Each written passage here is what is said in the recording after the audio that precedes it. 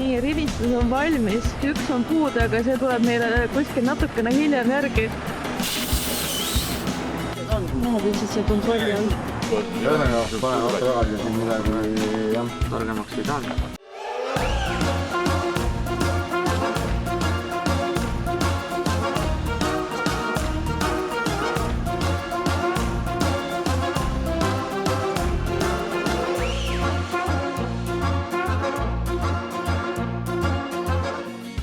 Nii see siis algab.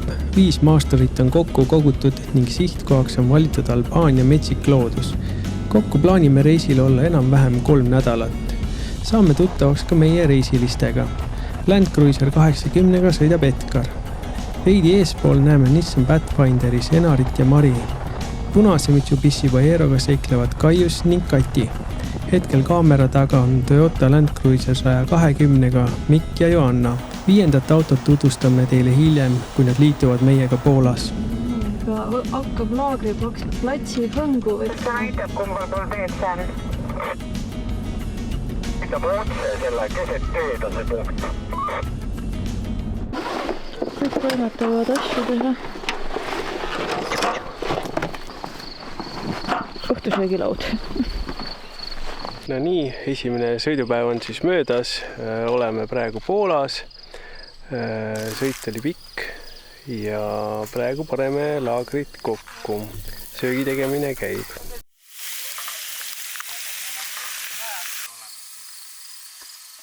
liitrit. 60 liitrit. Okay. Meil ongi see sõiduulatus on kuskil 6 sotti. Mul oli... Ma arvasin ka, et on. Aga tuleb välja, et ei ole, kui normaalselt sõita. Halal ja salam. Ei no, igal ühel on oma, ma ütlen. Alla hakkage.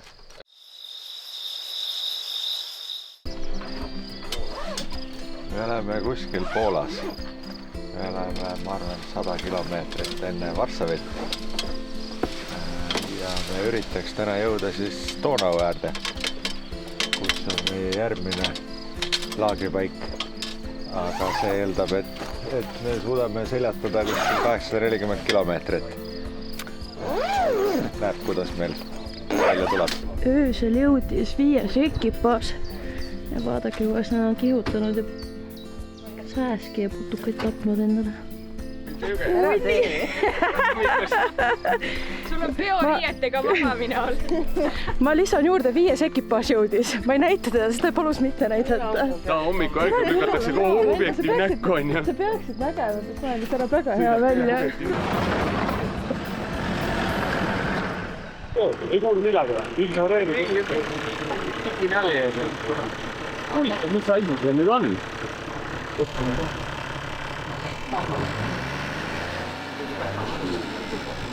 Näe, ei ole midagi. Suuda veel aega tõenäoliselt. Aga vaatan. Ega sellega siin pole nii midagi teha, kes on maantee, kes kasti maha ei võtma. Teist laagid ka kaasas pole. Toimunud on see, et me hommikul kella 8 saadik oleme juba sõitnud siin mööda kiirteed. Vaus olla siis on juba vaikselt väsimuks nendest kiirteedest. Tahaks juba kuhugi metsaradadele jõuda, aga selleks on meil vaja veel mõned kilomeetrid läbida, et jõuda Albaaniasse. Õigemini isegi mitu päeva veel vaja sõita. Meil on vaja jah sõita ikka omajagu, aga vahepeal sellised asjad ka, et temperatuur väljas on selline mõnus 28 kraadi. Teed on isegi seal rohkem mingisugune 40-50 kraadi tee või? Midagi sellist, nii et autodel mõned tehnilised probleemid ilmnevad, et natukene jahutust vajavad. Nii, Poola kiirtee ääres mehed leiutavad, auto kuumeneb üle, aga mehed leiutavad.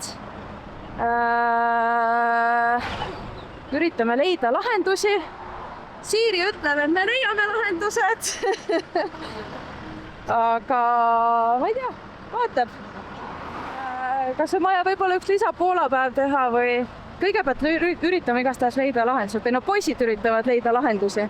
Ühel autol tekkisid jahutusega väiksed probleemid, siis me tegime selliselt, et võtsime paar iluvõre võtsime eest ära ja siis tõstsime natukene kapotti selliselt tagakinnitustest lahti, et sinna tekkis väike 5-sentine vahe ja tundub, et praegu see asi toimib. Kui juba tükk maad oli Poolat sõidetud, siis lõpuks jõudsime ka Slovakkia piirile. Uue riigiga tabasid meid ka uued mured. Nimelt oli ühe auto rehv leidnud tee pealt naela ja tegime kiire peatuse, et see korda teha.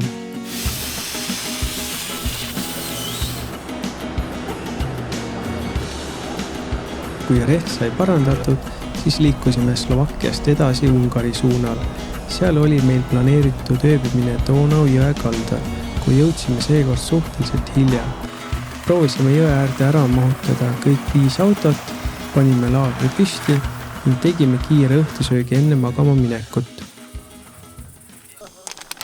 Täna siis, kuna me jõudsime laagrisse suhteliselt hilja, siis teeme taktikali toitusid, et saaks varem magama ja hommikul vara ülesse.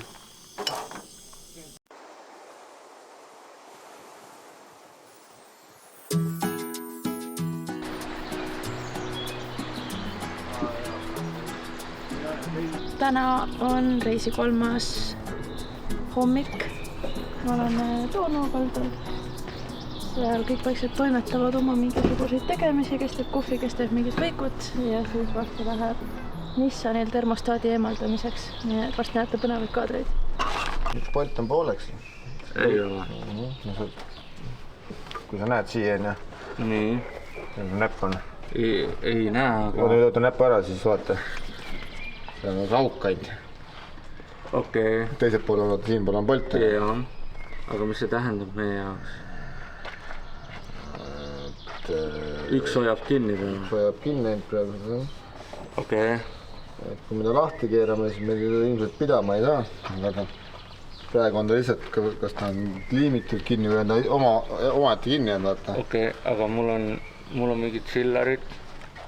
Me ei jõua kuskile sisema. Ma arvan, et me jätame selle sinna praegu sissegi. Üritame selle kapoti kõrgemaks saada ja...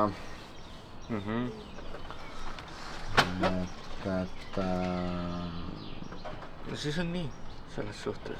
Vaatame, mis edasi saab. Kui laager oli kokku pakitud ja Nissan remonditud, siis võtsime suuna linna poole, kui teised olid juba eespool läinud. Seal oli plaanis natukene teha peenhäälestust ka Mitsubishi Pajerol, et kuum kliima talle liiga ei teeks. Aga Kaius, kuidas kommenteerid olukorda?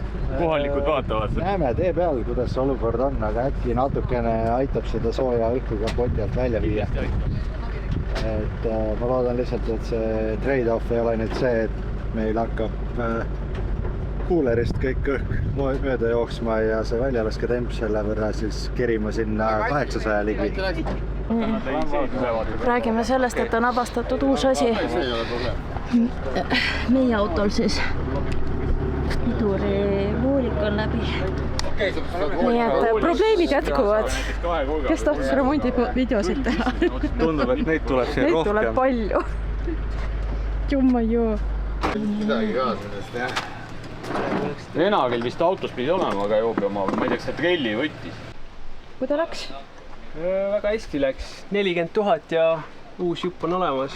Kohe selgub tõsiasi, kas ikka sobib või ei sobi, aga esmapilgul nagu... Tõmba see lutt ära siit.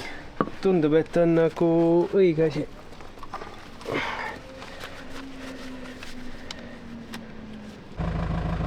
Oja. Ma arvan, et on hea küll. Ja Anna, räägi, kuidas läks siis piiriületus Serbias? Väga lihtsalt. Mitte midagi. Vaadati passid. Vaadati korraks, kas on sama pilt ja sama inimene siin. Ma ei tea, hetkel nagu tundus, et ei ole nagu mingisugust sellist kontrolli, aga praegu ma vaatan, et võib-olla siin midagi ka kontrollitakse. Serbia piir sai üllatavalt muretult ületatud ja ees ootas meid Montenegro. Meeleolu oli päris hea. Autod töötasid lõpuks nii nagu peab ja tundus, et ees on vaid rahulik ja sujuv sõit. Aga nagu meil reisil juba tavaks oli saanud, ei kestnud see tunne liiga kaua. Umbes 150 kilomeetrit enne Montenegro piiri hakkas Nissani sidur vaikselt streikima ja üsna pea polnudki enam meil muud varianti, kui otsida lähim hotell öö pimeduses ja võtta plaanidesse ootamatu majutus hotellis.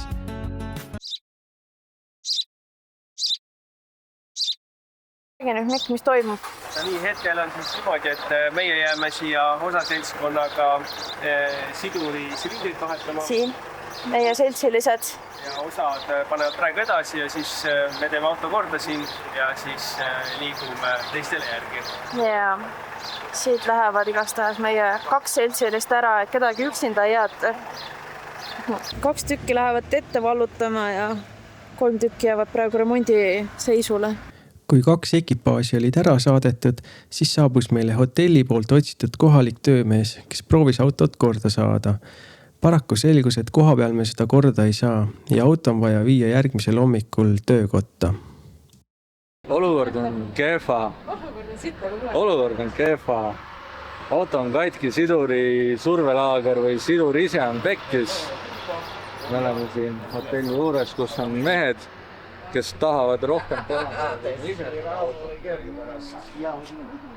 Ja homme kell 7.30 hakkavad nad jälle asju ajama, et meie auto korda saada, et me saaks edasi minna. Ei oskagi muud midagi öelda.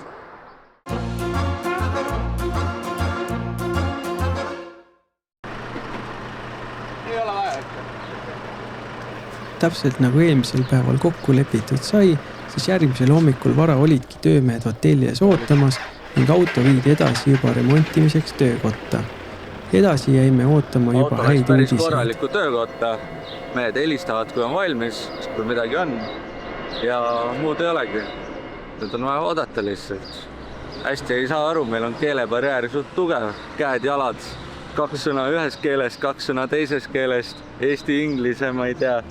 Mingisugune Hispaania, Portugali, igast keelt laksatakse kõiki sõnu, mida osatakse ja siis me sedasi kuidagi seletasime.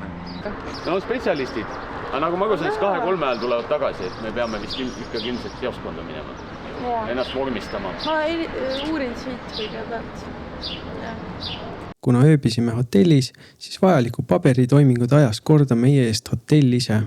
Meie suundusime linna keskuse poole, et tutvuda sealse toidukultuuriga ja proovida uusi maitseid mõnes kohalikus söögikohas.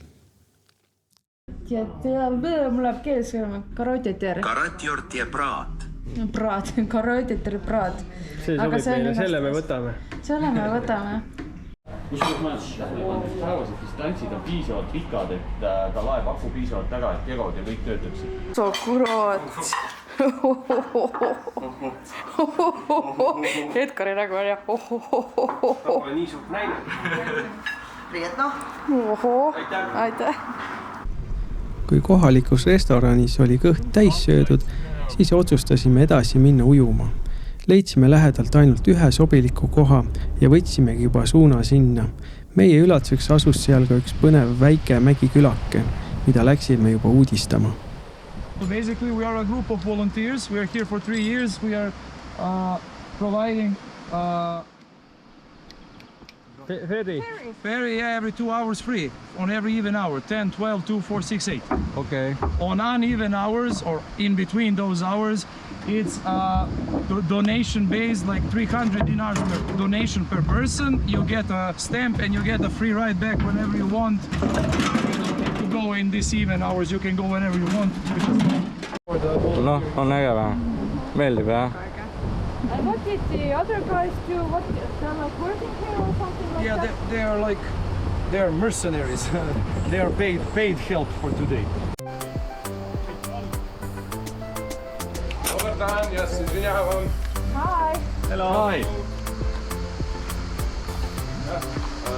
Can I tell you something about our project here? Before 4 years ago, there was a bridge that you can cross and people could come. Selles mõttes mul ei ole vahet, kui seda kulutame siin Albaanias, vaata päevad ju lähevad, vaata. Siin saab selga toetada. Praegu peaasi, et ta külm on.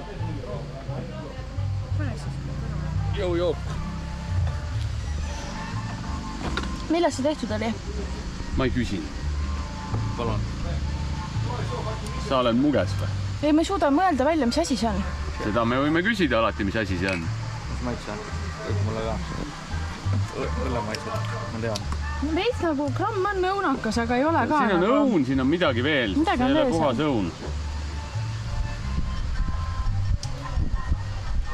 Põhimõtteliselt pidime korraks ujuma tulema ja võtsin ainult GoPro kaasa ja tuleb välja, et siin on üldse mingi vabatahtlike küla, seal üleval on üldse mingisugune kindlus, kuhu me nüüd üritame jõuda ja siis on siin mingi 2,5 meetri sügavune mingisugune allika moodi asi, kuhu me ka lõpuks jõuame.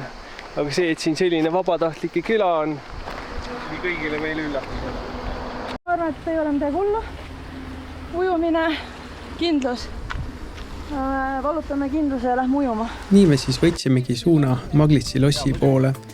Tee tipp oli käänuline ja võttis umbes 30 minutit, et sinna jõuda. Maglitsi loss on üks paremini säilinud keskaegseid kindlusi Serbias. Ehitatud on loss ise 13. sajandil ja oli omal ajal tähtis kaitseliin ning lisaks ka kodu aadlikele ja sõdalastele. Tänapäeval on seal üsna vaikne ja rahulik, kuid tipust avanev vaade mägisele piirkonnale on võimas. Seega, kui juhtute sealkandis olema, siis minge vaadake oma silmaga üle. Meie aga lähme teeme ühe kiire ujumise.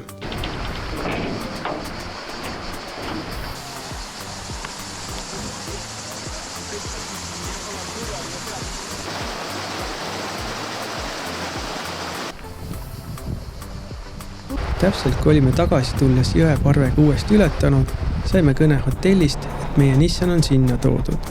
Kuna keelebarjäär oli kohati tugev, siis ei saanudki me täpselt telefonis aru, kas masin sai korda või mitte. Kogu selle kõne kokkuvõtteks leidis Edgar oma autol kiiremad käigud ning suund oli hotelli tagasi.